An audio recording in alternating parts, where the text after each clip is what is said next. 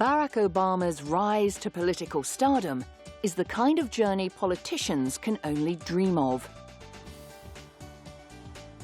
The Illinois senator's presidential campaign cemented Democrats and independents alike in ways not seen since John F. Kennedy was president. Obama's charisma, ideas, and political positions, and most of all his ability to connect with his audience, have brought endorsements from all sectors. Inspiring others to dream has become somewhat of an Obama trademark. I felt that in a fearful nation, someone named Barack Obama could never hope to win an election. And yet, here we stand because we had a different concept, a different notion of the American people.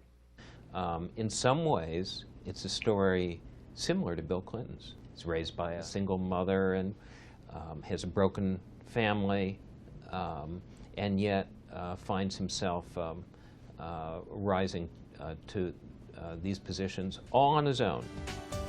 But after the ticker tape has fallen, the hard reality of the problems facing America is painfully obvious.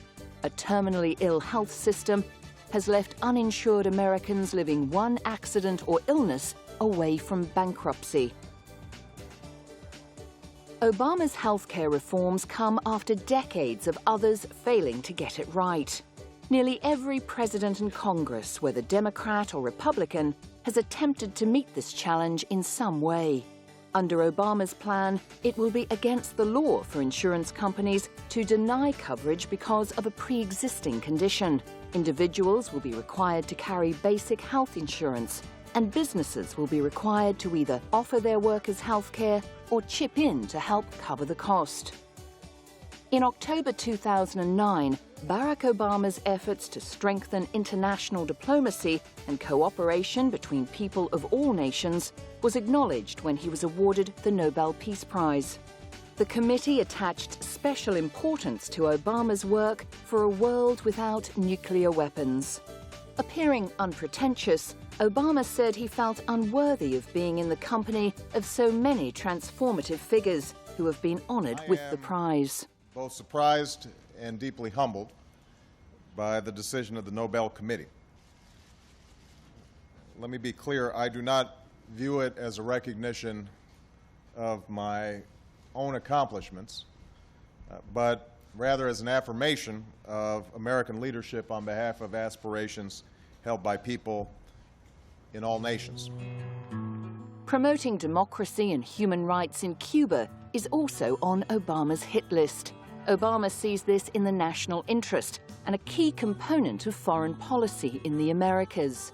Decreasing dependency of the Cuban people on the Castro regime and promoting contact between Cuban Americans and their Cuban relatives is hoped to encourage positive change.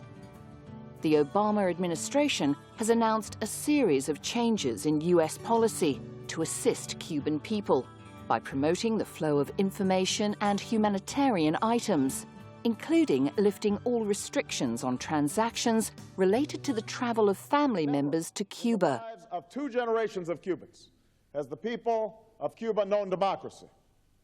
This is the terrible and tragic status quo that we have known for half a century, of elections that are anything but free or fair, of dissidents locked away in dark prison cells for the crime of speaking the truth.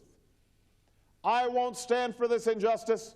You will not stand for this injustice, and together we will stand up for freedom in Cuba.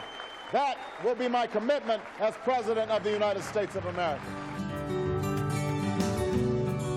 The 44th President of the United States is set to be remembered for far more than being the first African American ever elected to the position.